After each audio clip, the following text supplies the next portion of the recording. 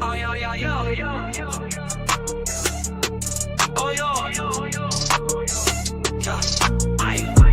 Came up from the struggle, now we stacking chips. Black Wall Street, we rebuilding from the pits. Politics and business, we beyond rich. Donnie Glover Show, watch her shift the switch. Donnie Glover Show by BMOnews.com. Spotlight on the hustle where the real ones come. Every episode, dropping knowledge, dropping bombs.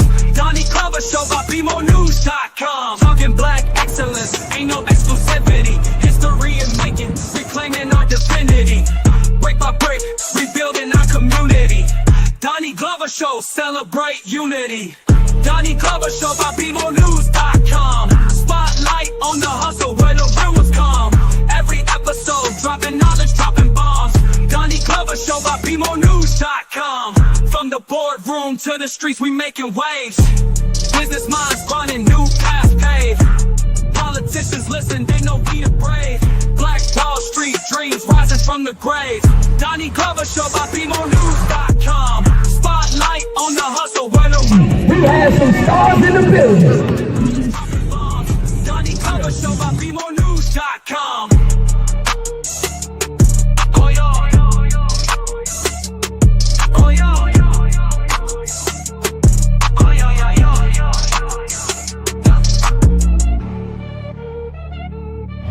We'd like to welcome you to BeMoreNews.com, the news before the news, where we uncover the truth. Special thank you to our executive producer of Be More News in Niagara, Mr. Emmanuel Price. We're up here this is the New York side, and that's the Canadian side, and we will be there for the New Year's dropping of the ball or somewhere around here. Very beautiful Niagara Falls, some of the best water in the world. So make sure you get out, get your passport, and do some traveling. And keep watching BeMoreNews.com, the news before the news, where we uncover the truth.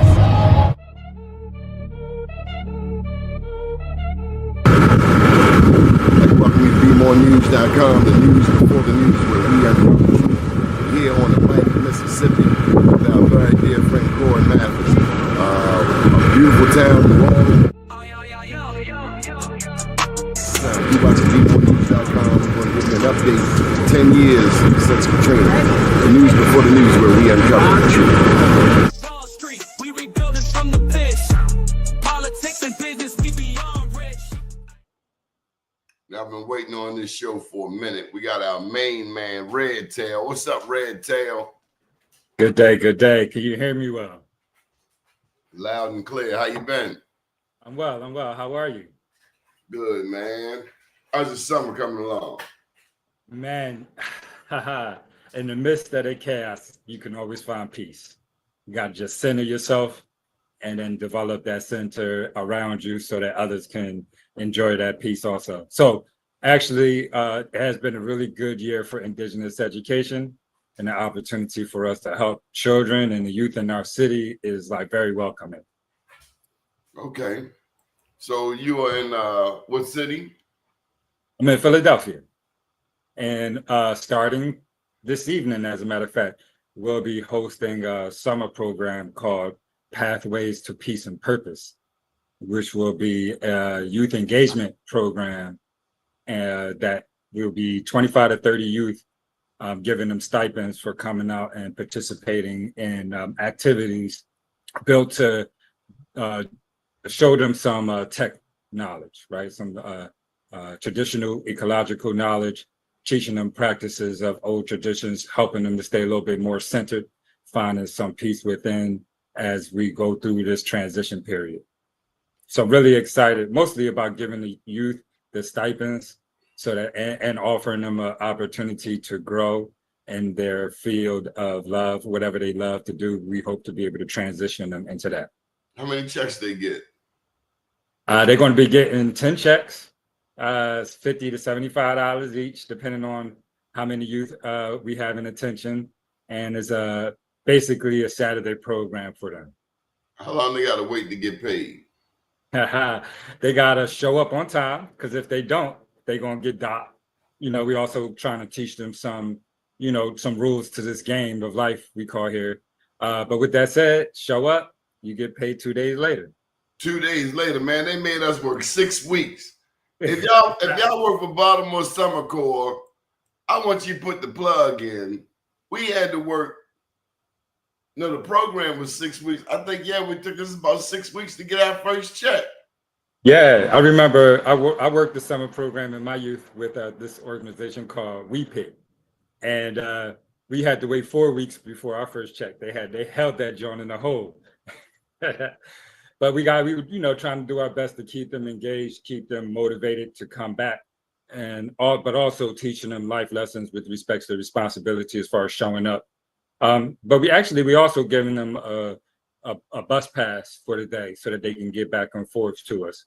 So making it really engaging for them to come in. But then now that we got y'all, let's teach y'all some old ways. You got to do more. That's, as I think about it, because we were what? 14, 14, yeah. 4 more years. Yes. By the time they turn 18, if we got to tell them at 14, that should be a part of the summer job to learn how to manage the money. Oh yeah, for sure. Credit score, and they get a bank account. Because let's be honest, you make me wait 6 weeks for a minimum wage check. That check is spent. Matter of fact, am I the only one with the Baltimore Summer Corps? I know y'all out there. Matter of fact, you had to work in a hole, and by the time you got your check, you already knew you was going up Mondam and get paid them Jordache jeans for merry-go-round. I'm older than you. You couldn't wait to get that Jordache jeans with the real indigo ink so blue it end up on your body. For me, it was my summer job. Went to all different color Dickies and the different color Reeboks to match the classic Reeboks. So I'm a '90s babies. So mine was all. Y'all had classic Reeboks. With the classic Reeboks. I couldn't do the Reeboks. I started off Nikes. That's and listen, we're talking about all of this westernization. We're supposed to be talking about the indigenous peoples. Tell them that is us. What you do. Well, you know what? I would say first that is us, because our style, our ways, when we do our dress, our dance, our rhythm, our rhyme, these things can be attributed to indigenous peoples, period. But with that being said, Indigenous education is growing. We're doing our best to educate the community about, the omitted facts regarding American history, and not just the United States history. And again, we are hosting a summer program that's actually open to the public. So if you're in the Philadelphia area, or if you're close to Philly and you'd like to join us, of course, we have our Full Moon Fire Circle, which is this evening. And then every Saturday from now until the beginning of September, from 11 to 2 at the Cobbs Creek Environmental Center, we will be hosting workshops where we'll be doing contemporary things, tech things, traditional ecological knowledge things, such as grounding, the principles of grounding, and how that can assist us in our health and in our path forward, and our mental health particularly, right? We're doing trail walks, introducing the youth and the larger community to various trails that are here located in West Philadelphia, but are literally, they're not used that much. We'll be doing a cleanup where we're going to go and clean up the creek and the trail close to us and give them some knowledge about the Lenape village and the Lenape mound that is still present there, and the history of it, how it was used initially and how it's being used now in today's world, of course, for commerce purposes. And we also going to be bringing in guests from different. One guest is going to be from what we call the Lenape Hoking Reestablishment Organization, which is an organization ran by some tribal members of Lenape tribe located in South Jersey. We also going to be having some locals come in and offer opportunities for the youth to move forward into other programs like design, photography, schools, We're going to have some of the health programs come by, offer free health services or ways to get free health services.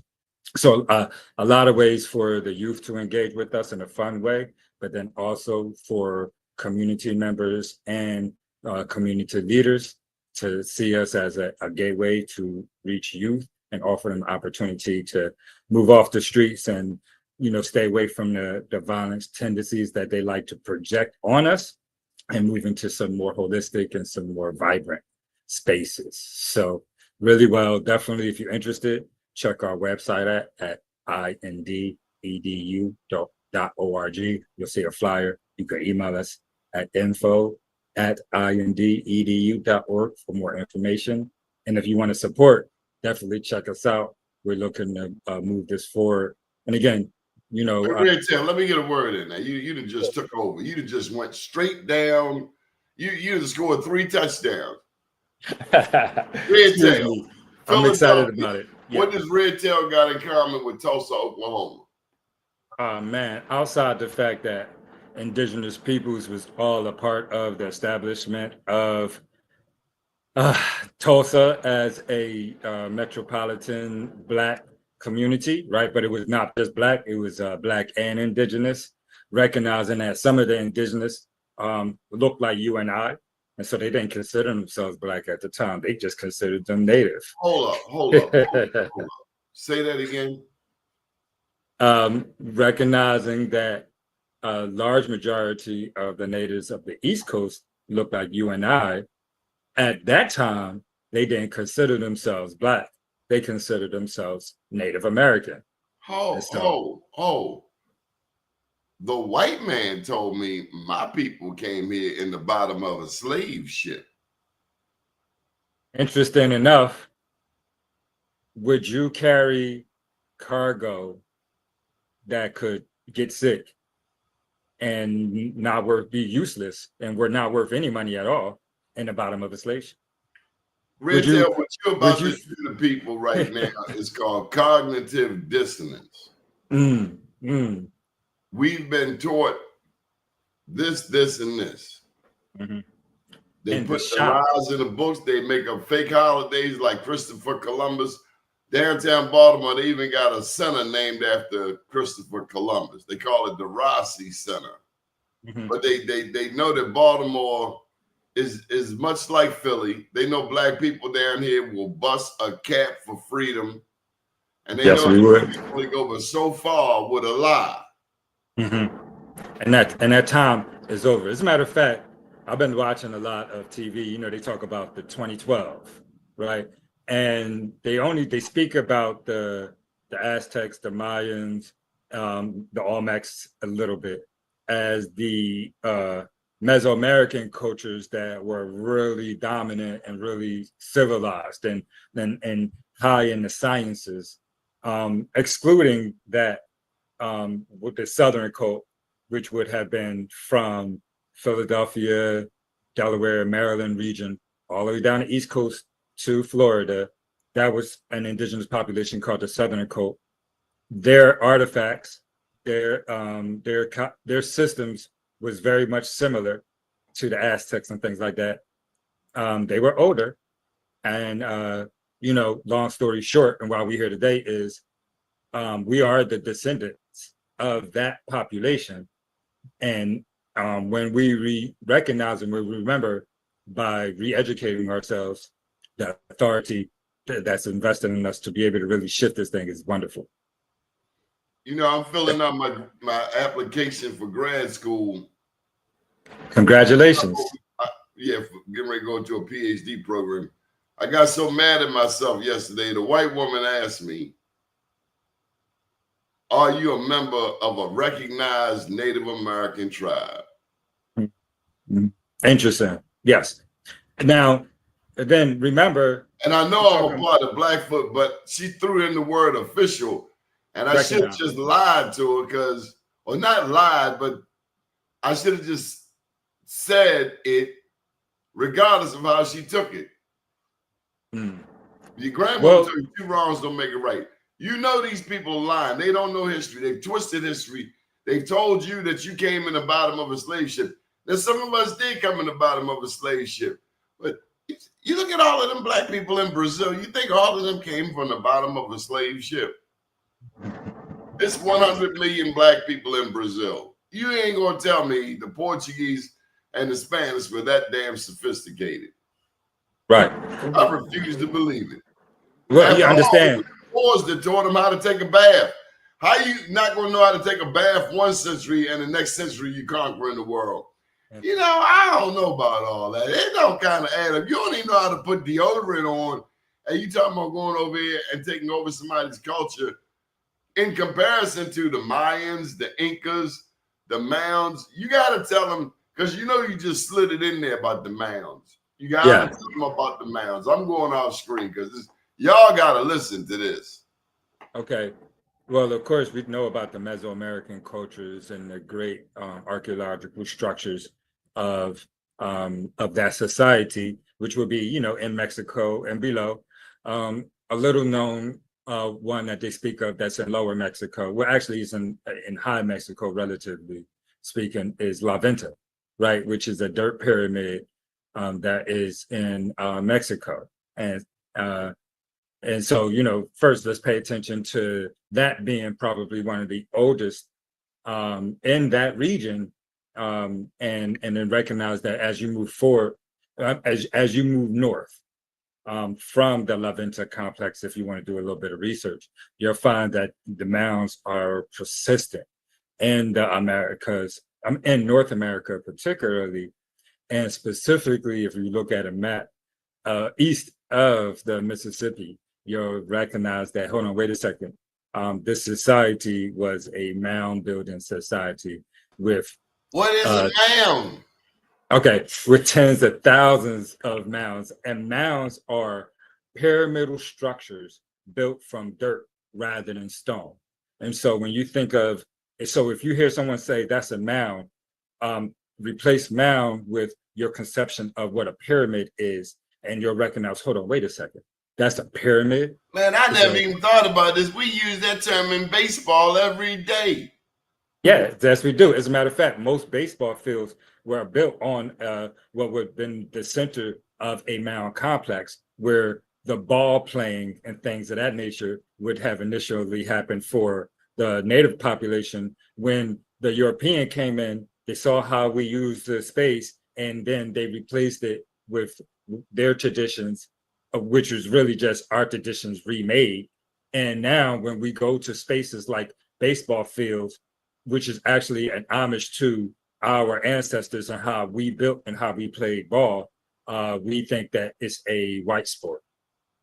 Same thing with hockey, they stole basketball. From us, man, and I'm going to steal it right back today. They stole Santa Claus, man. Yeah, the original Santa Claus. They stole Santa Claus. I'm going to tell you what, look up Santa Claus. We don't know. That was a black man from Turkey. You think I'm lying? I ain't trying. Look it up. St. Nicholas, because seriously, come on, y'all. Come on, be honest. When do white people give away stuff now? Come on now. When they have been touched with us, you know, we have a lot of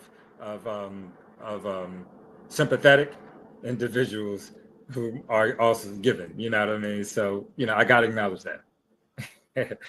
Just like we have a lot of melanated individuals that like one individual in particular that I'm thinking about that ran amok during the election but didn't get anything inside of the office at all. He didn't get not one position. Now stay in your place, young man. Stay in your place. Well, Byron Scott. You said it. I did. Is we sick today, master?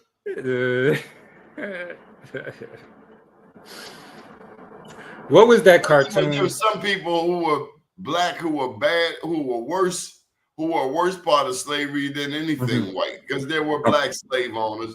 And when I used to complain to my daddy as a kid about racism, he said he wouldn't let me be a victim, and he wouldn't let me hate nobody.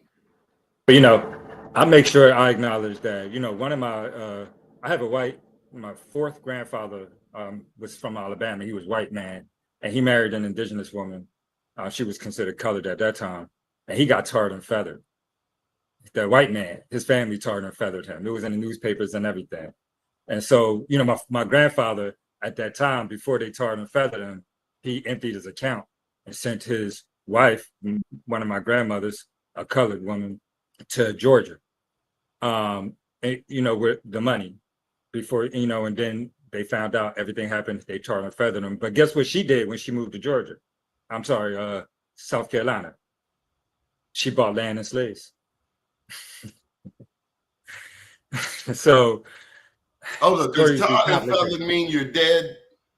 No, it was coal tar. Just the sound of it sounds. He was white. Brutal. He was white, so it was coal tar for him. As opposed to what they put hot tar on black people when they killing them. Yeah, they used to. All right, so everything they've ever told us in American history is a damn lie. Black people been here. We're not descendants of the transatlantic slave trade. If anything, we're descendants of prisoners of war. Is that too much for you? If it's too much, step away from the computer. I know this stuff is heavy, but it's been right in front of your face the whole damn time. What do you think, Trav? Yeah, for sure. And for evidence of that is that there was never a settlement between my peoples of South Carolina, the Wali, and any colonial state, not the Spanish, when we were fighting them up until the 1800s, and not the English, which basically did the Yazoo land scandal and stole the land and just basically did the quiet, just smoothing in thing. So whereas that anybody that was still there just was considered colored to some point. And by controlling the economics of it, you know, you depress the people. And then when they come back alive, so-called, by placing it back on paper, their identity has changed. Tell them about the Dawes Commission. In this book, I write about how the first blacks left Florida, and we don't know about the Seminoles. All we know is with some ignorant damn person is making up. Now, I did find a good white lady who was talking about Chief John Horse. Okay. But tell them what happened when the blacks left Florida and they got there to Oklahoma and there's 5 white guys at a table. Okay. You're interesting enough. My mother and I was actually had this conversation last night. We might even be talking about it a little bit this morning, you know, because I was talking to one of the Congress members. He asked me about the Seminoles last week and how that was so-called, you know. Yeah, Congress people coming to you for information. Yeah, we were doing a podcast on his show. And that, you know, I put it out there for y'all when he dropped it. With that being said, his information, of course, just like colonial education is concerned, is that the Black Seminoles are, you know, the mixed breed of Africans. And I would like to say this, first of all, the Spanish weren't bringing African slaves into La Florida or into the United States at all. And so up until the 1800s, the British didn't go below Virginia. They weren't in the South. And so if we're talking about anything that was happening in the South before 1800, there are no Africans being shipped down there because the Spanish is in control. Acknowledging that, so you hear things like the Stono, remember, you hear things like the Stono Rebellion. Stono, Stono Rebellion. Those, they were Indians. Those was Indians. The Stono tribe. We look up the Stono tribe. And so when they talk about this Black rebellion of the Stono, they were an indigenous Black tribe.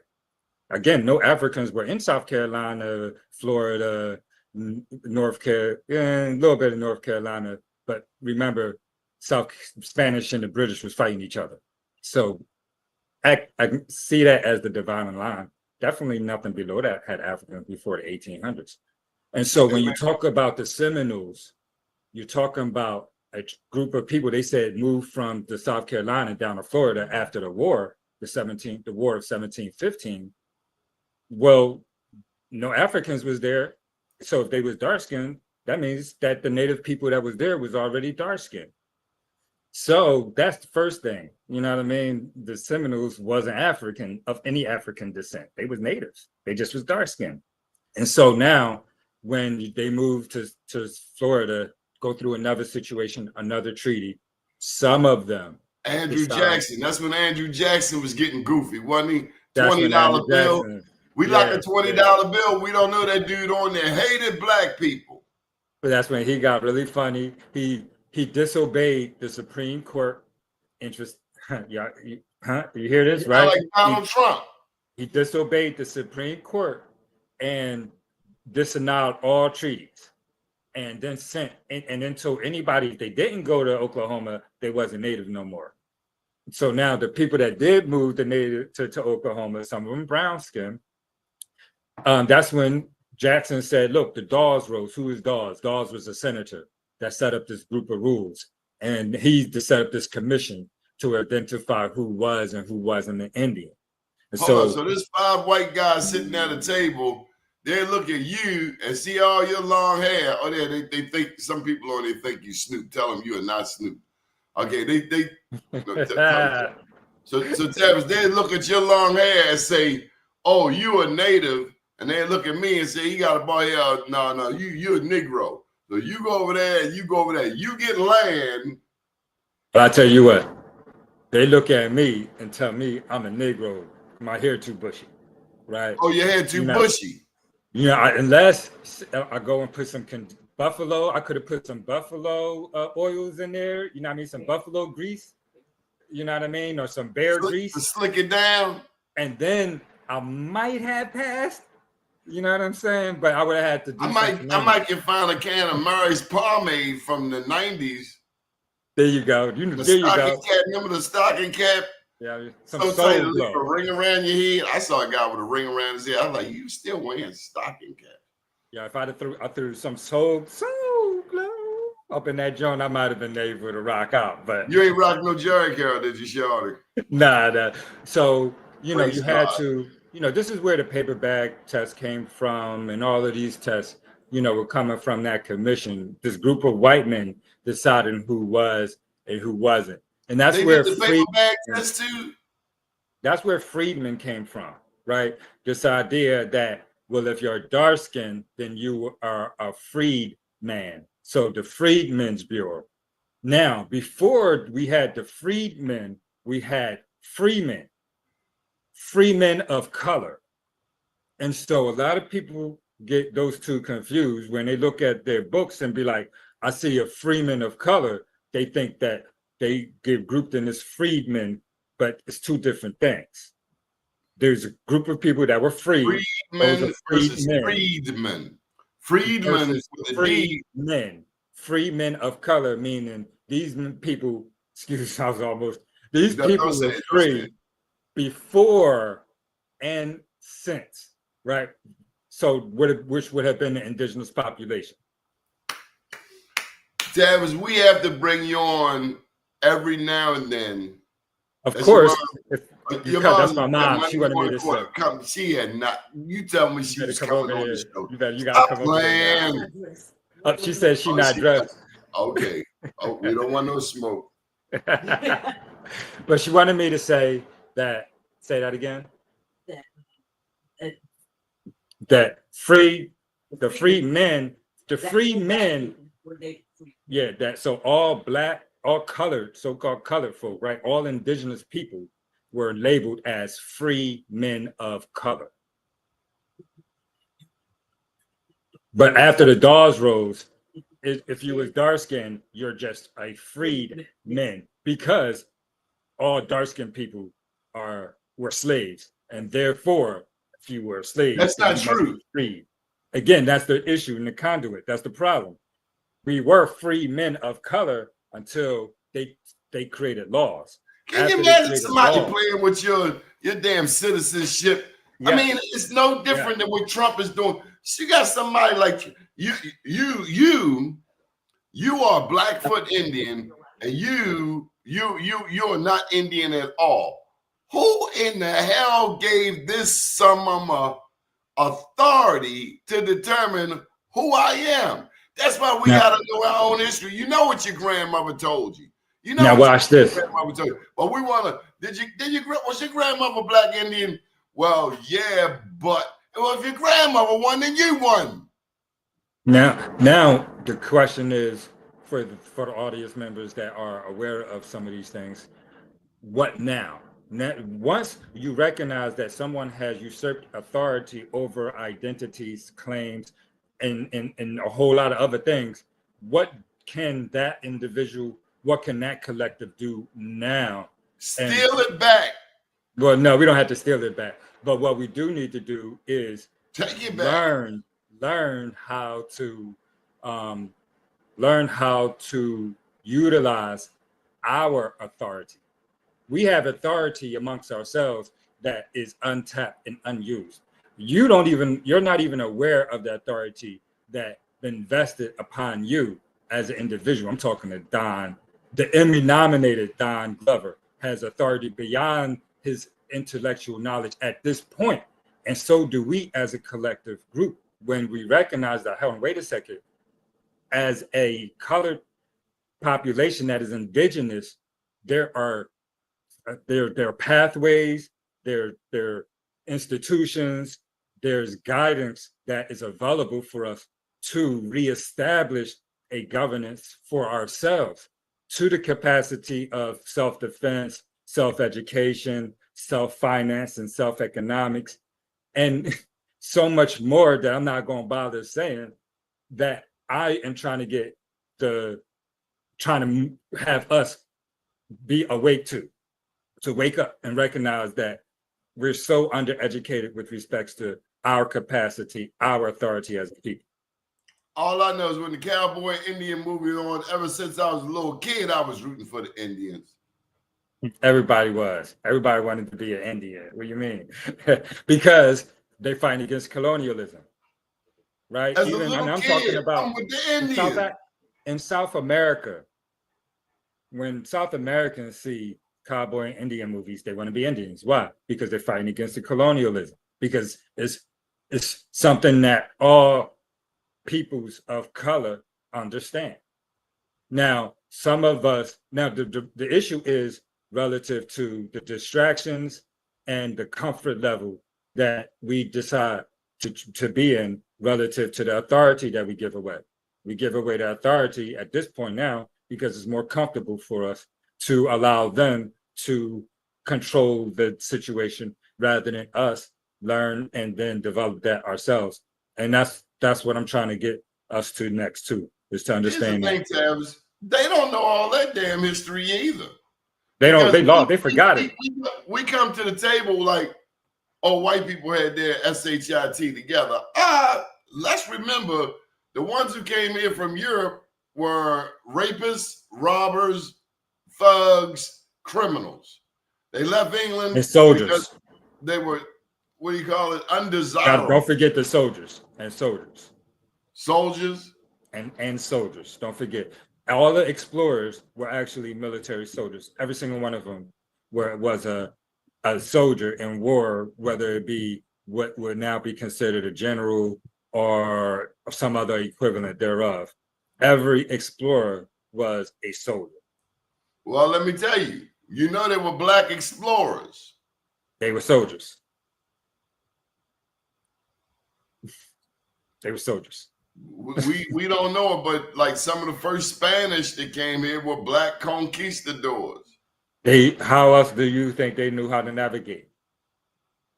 And remember, it was a black man that showed Columbus directions. We've been coming over here. And then here's the storyline. I came across it about a month ago. Oh, black people weren't making ships. Go sit down, stupid. Well, okay, two things I want to know. First damn ships came from Africa. You're gonna let somebody with no damn history tell you about your people's history. Oh, black people couldn't make a boat. Dude, you see them old Mexicans in Mexico? I believe they came on a ship straight out of West Africa because they got real wide noses, pleptoid nose. That is not a white nose. And well, again, full lips. They got full Congo lips. So we're recognizing that the globe was created like 150, 200 years before Columbus. I just want people to understand the globe was created at least 100 years before Columbus. And so the fact that they didn't know that the fact that any of that kind of story is relevant is BS. The globe was created 100 years before Columbus. And you know, the Dogon people out of Mali was studying the stars without a telescope, including Sirius B. The pyramid of Giza is at an 8-degree angle west, if I'm correct, east or west. The pyramids are at an 8-degree. They're not just thrown angle, up there, right? They're not just put up there. So is the pyramids of Mexico, La Venta. So is the pyramids of La Venta in Mexico. They built 8 degrees west of north. The same as the pyramids of Giza. That when people just cut this on, and thank you for your comments, Stella. But people cut this on and see a black man. First, they trying to figure out, are you Snoop? Are you Gil Scott-Heron reincarnated? No, you your mama's son. This is Tavis Sanders up in Philadelphia. But then you start dropping this information, and we remember Grandma told us that we were Blackfoot. You remember Grandma told you about the Yamasee, about the Mississippi, and we see the big old Mississippi River. I was just down there in New Orleans, and they call that Mississippi River the information superhighway. That's how they was traveling up and down. We were traveling. The Mississippians were black people. Period. But we can't wrap our brain around it because we've been so inundated with Tarzan and monkeys and cheetah and chimpanzees. Can you imagine a white boy swinging through the jungles of Africa? And the history that is taught of the native population is the 1800 history, and that's during their conquering of the natives west of the Mississippi. They don't really talk to you too much about history of east of the Mississippi, because then, except for the Cherokee, which they co-opted, you know what I mean? And because Cherokee is not actually the original name of the tribe, but that's another conversation. You know, also, I'd just like to recognize that these pyramid mounds, these mounds also known as pyramids here in North America, that extend from the Mississippi River Valley all the way up here to Pennsylvania. Some of them are older than the pyramids of Giza. Now, I done already told you that some of them align directly with the pyramids of Giza. So now somebody had to drop that knowledge on them. That wasn't just a roll of the dice. That wasn't just a night at Vegas. It's no way for people halfway across the world to build the same thing the same way at the same angles. The difference is, in America, it was built with dirt. In Egypt, it was built with stone. And so when you conceptualize the realities that not only that the culture here in Americas was of a high science, it also recognized that these cultures were communicating with each other. They had to have been, you know what I mean? But taking it back to the Americas, that mound building era didn't end, right? The native communities were building mounds until the 1700s, they said. Well, who was here in the 1700s?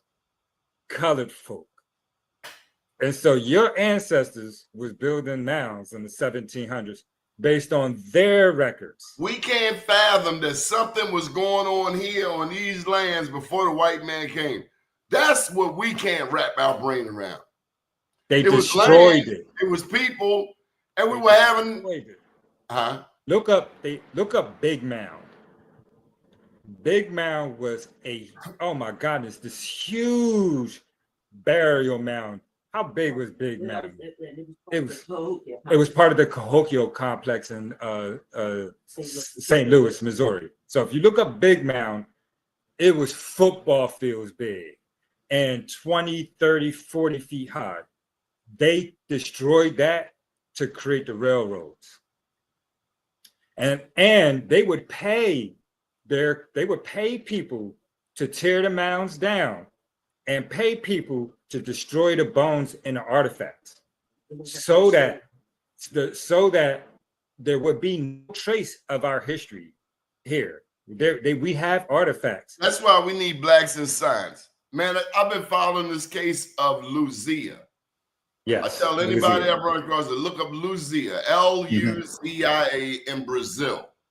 Now, a few years ago, when they first started putting up pictures of Luzia, it's the Yucatan, Brazil, Luzia, Luzia in Brazil. They found her bones in a cave. They say the bones are 12,000 years old. Okay. But the initial picture, when they did the DNA and like run it through the AI, it was a big black woman. She had a rounded head. Now, that was just 2 years ago. Now, I told you Facebook took my page. I had 200,000 followers, and I woke up one morning, it was gone. Probably because we were having discussions like this, but I ain't talking about nobody. Just told you the damn truth. Okay. Anyway, they took the page was gone. But we got to know our history, because if we don't know our history, we allow some idiot that don't know their own damn history to try to tell you yours. That's the biggest error. Long before, even about Christianity, let's just say it. We think white people started Christianity because that's why we got a white damn Jesus on the wall.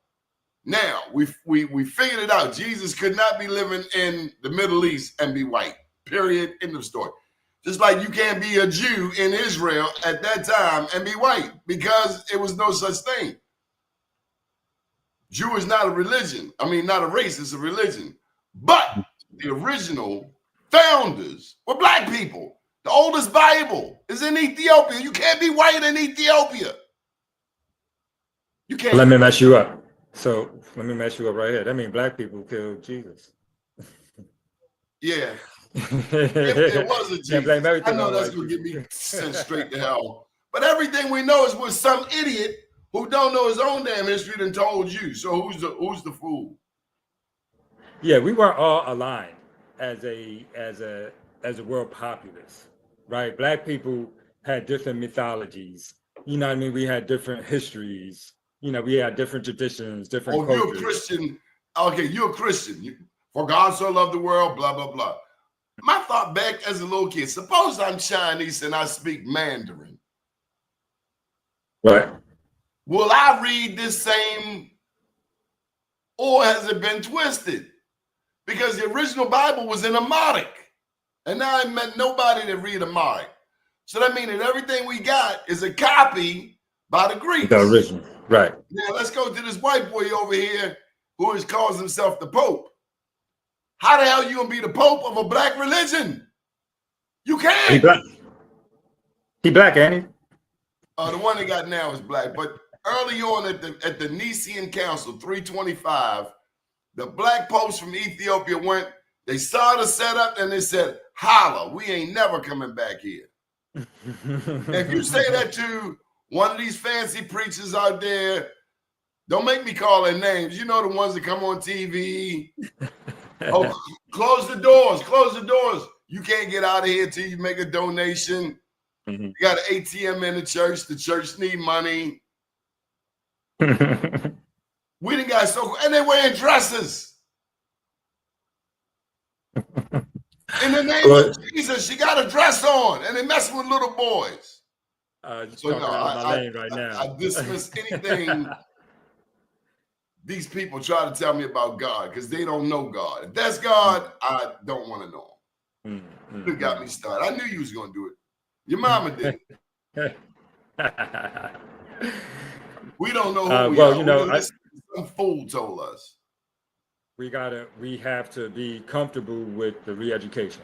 But we also, at the same time, with as prevalent as information is, right? Information isn't our problem right now. We have a limited access to information. We need knowledge at this point. We need information that can be used in an appropriate manner, right? All information isn't good information. And so what resonates with us and what information is actually good for us and will help us to stabilize a foundation for our children to have an opportunity to have a better future than one that we are currently existing in.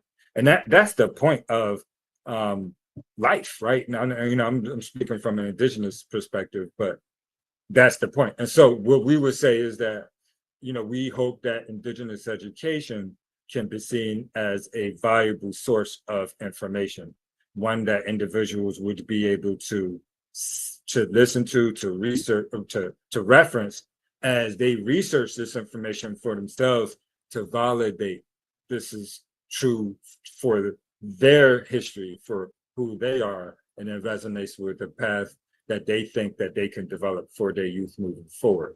Well, so how did you and your mama get into this indigenous education? How did me and my mom get into it, you said? So my mom has been a teacher her whole life, my whole life, right? And so growing up in a house of teachers, my grandparents were teachers, both my father and my mother were teachers.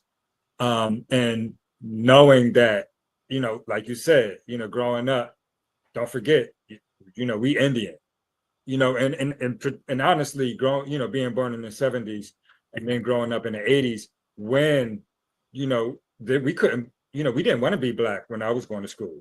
It was a thing. I'm not African. If you called me African, you was disrespecting me because I wasn't African. That was how I went to public school. And so it was like, we knew we was Native at that time. And what happened with me, a whole lot of fight. Yeah, for sure. I'm not going to say the terms and stuff, but we used to call ourselves names, referencing African in the derogatory term, and that would cause us a fight. And then, I think you're going to have to explain, why was there a fight? Somebody would call you Black, but they didn't know not Black. So, like, for instance, right, when I was in 5th grade, somebody called me an African booty scratcher. That was a fight because I ain't African. You know what I mean? You being disrespectful to who. But they didn't know they were being disrespectful. They knew they was being disrespectful. It was a joke for us as a youth because none of us was African. All our parents told us, you don't forget, you got Indian in your blood, boy. We ain't come from no Africa. That was something that I grew up with. And to say that you're not from Africa is not to dismiss the significance of Africa in all of our lives. It's to remind you, don't fall for that okey-doke BS story that they've lied and told you. Right. And for me, going to school, it was like, you ain't Black neither. You know what I mean? And so walking home with my father, like, yo, why do you keep telling me I ain't Black? Well, you Indian, boy. Don't forget that. And then as an adult, listen to my mom. 7 years old, wrap your brain around that. You done been thrown into the United Nations discussion on genealogy. You need Cheek Anta Diop to come and save your hind parts. What were you thinking? You're only 7. Like, my God, life is hard. Nevertheless, listening to my mom know the history of the Americas, I wanted to have I wanted to create a space where that knowledge would not be lost. And so we developed Indigenous education as a platform for the information to be distributed. And lo and behold, people are actually paying attention to it now versus 200 years. I thought we were creating archives, to be honest with you, where someone in the future would see this and be able to know that we actually existed as a people. And so I'm really honored and humbled that this is actually being paid attention to, and that we have the opportunity to say, okay, yeah, we actually are this. And now what does that mean? And what capacity do we now have access to acknowledging this? So if you think of something, I remember when Django came out. I never watched Django. I'm sorry. This guy, Original Lone Wolf, is talking about when Roots came out. I remember when Roots came out. Prior to Roots, there were no movies about Black people. There were no movies really about slavery that had made prime time. But I remember that. I was like in the 5th grade, 6th grade. We had to do a report on Roots. And that's when they started coming with the imagery. And I take you back before Roots. There was the first feature film in this country, D.W. Griffith's The Birth of a Nation.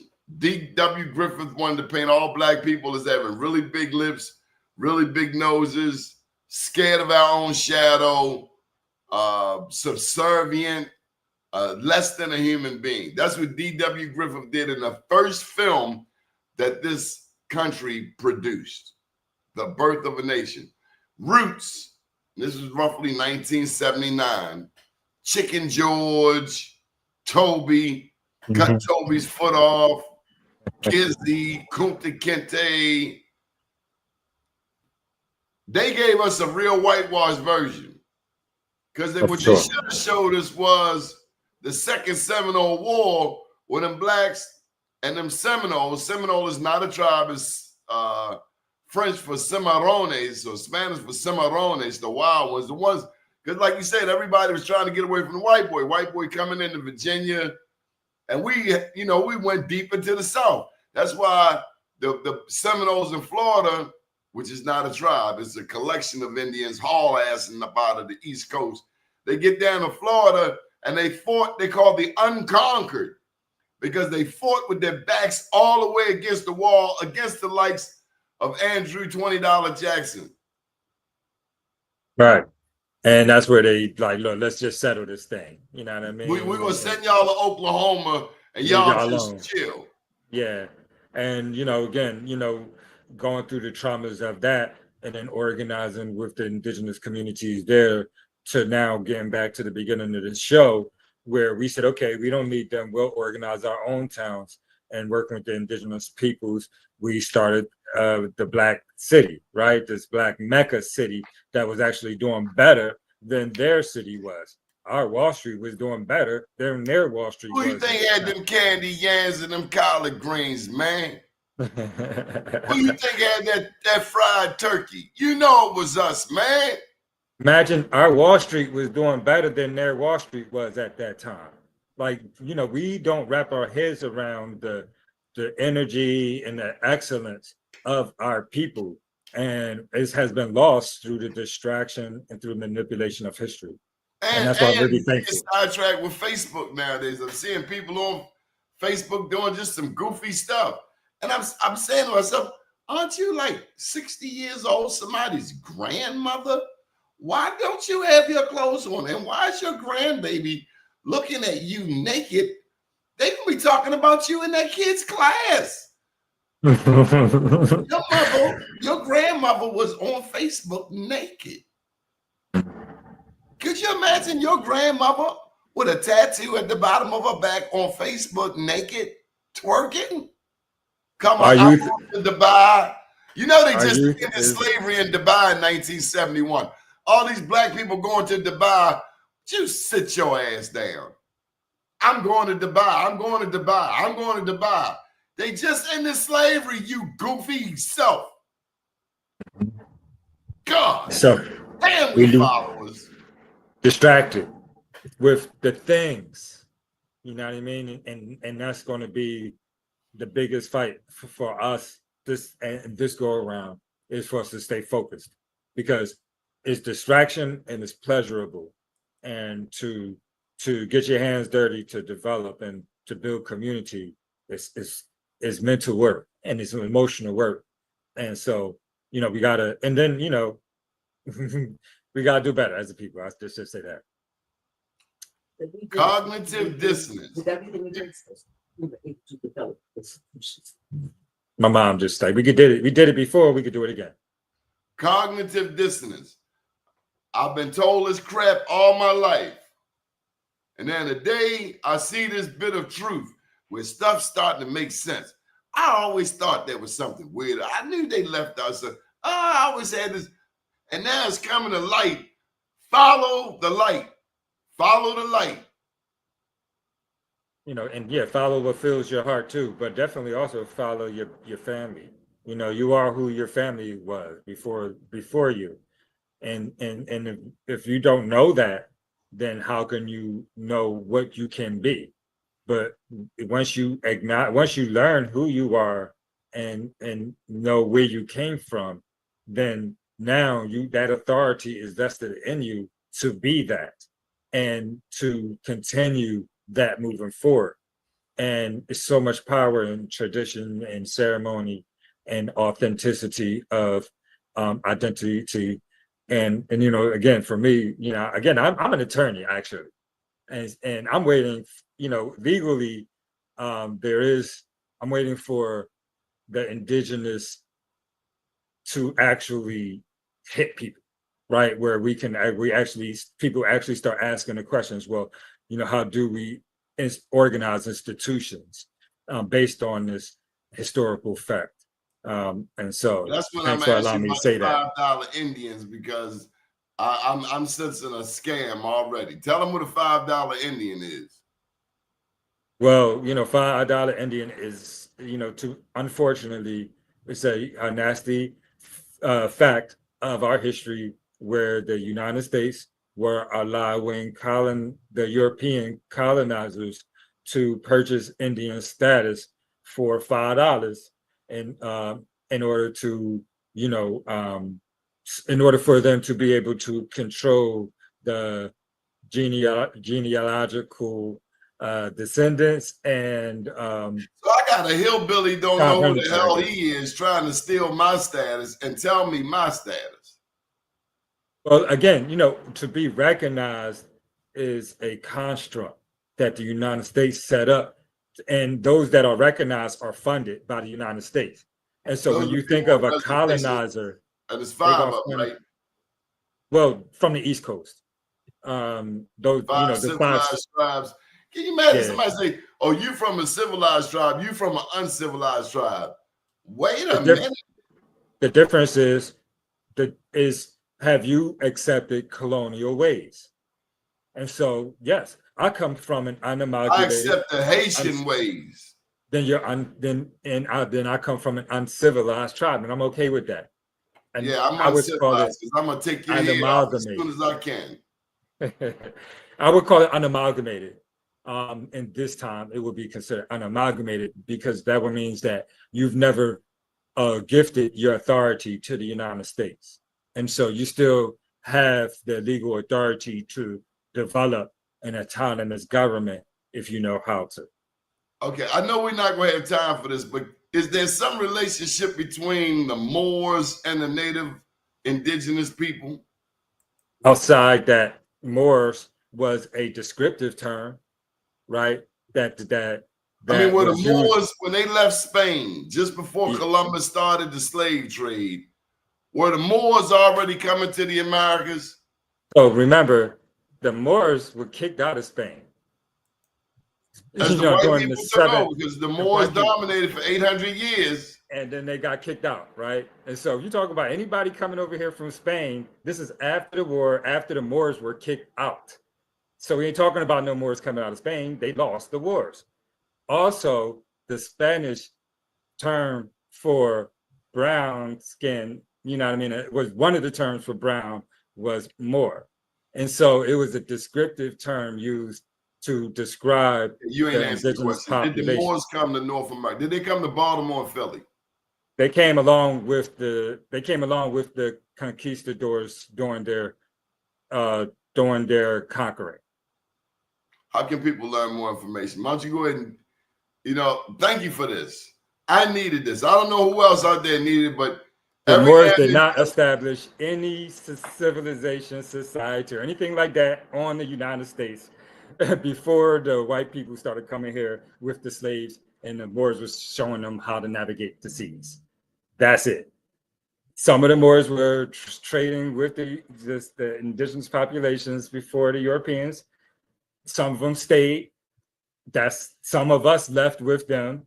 That happens. But to say that is an unfactual historical description of what was happening here in the United States. To say that the Americas was a Moorish empire in any way, shape, or form is propaganda. Period. With that being said, I'm recognizing so that. glad I met you and your mom. It's been years.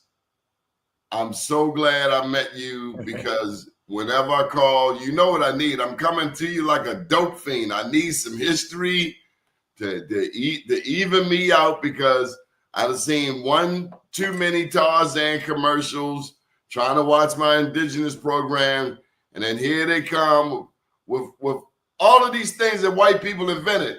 And all of these white chefs, and I'm not knocking white people, I'm talking about the history. When I see these white chefs, it's like, well, why weren't you cooking your own food back then?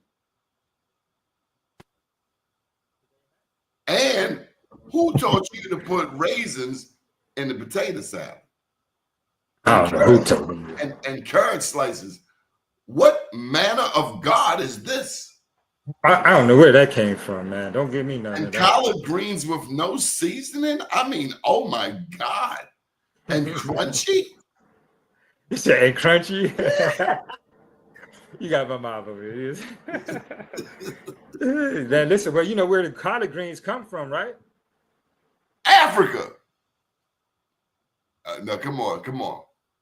Nah, man, they come from the Americas, man. Collard greens from America? And so is corn. Ain't no corn in Africa? It's indigenous to the Americas. There's corn over there, but it came from here. You ain't know that. That's something else. When I was researching this book, and I got to give him this. You said it earlier, but I know it went over people's head. Are you telling me they took black people from the Americas and sent them to Europe? That was the first transatlantic slave trade. The first transatlantic slave trade was not Africa to America, but America to Europe. To Europe. Man, you too heavy for these people. You want to have people researching, going to the library and using it, but we want to be on Instagram and Facebook. We on Instagram and Facebook too. Search as INDEDU9. Well, look up some real stuff. No doubt. Man, we got more comments today. This has just been, you're going to tell them your mom's name? You're going to put a plug in? Why don't you do a commercial? Yes, I'd like to say thank you to my mother, Renee Sanders, also known as Red Silver Fox. I'm Tavis Sanders, also known as Red Tail Hawk. We're co-founders of Indigenous Education. Please follow us on YouTube at Indigenous Education. Please follow us online, indedu.org, or Facebook at Indigenous Education. If you're near the city or if you're in the city, again, Pathways to Peace and Purpose is a holistic approach to nonviolence. You can come out every Saturday from now until September, starting next week, and help us share some light and some love with the children. Again, our books, Revealing America's Dark-Skinned Past, Volume 1 and Volume 2, will share about the rich history of the mounds, given the descriptions of the various types and what they were used for, some of the locations, and then some of the ways that they are being used today. And that you may not be aware of, including college campuses, golf courses, art museums, all kinds of different things. So please check us out, Indigenous Education, and definitely support us. We are a nonprofit organization, and so we definitely need your donations. Thank you very much. And thank you too to the Don Glover Show for allowing us to share. You know, we from Baltimore. You know what I mean? And so we keep talking to you about that. And again, not discounting or discrediting anything. Our family name is Moorman Brown. And so it's a large conversation to be talked about, but I recognize my indigenous identity, and that has to come first for me. Man, the comments, all of these your cousins. You know these people in the comments. I know they're your cousins. I see them. I'm thanking them for joining us today. And hopefully maybe we could do this once every 2 months or so, seeing as though we seem to have some really good feedback in the comments. I can't see them, but I hope that they've been respectful. Oh, no, 100%. 100%. Thank you. Thank you for everything. I'm so grateful for my family, and meaning you and your moms in Philly, because you're always there for me, and we're always lifting up the truth. Thank you. Thank you so much. Have a great day. Yes, sir. Good morning, world.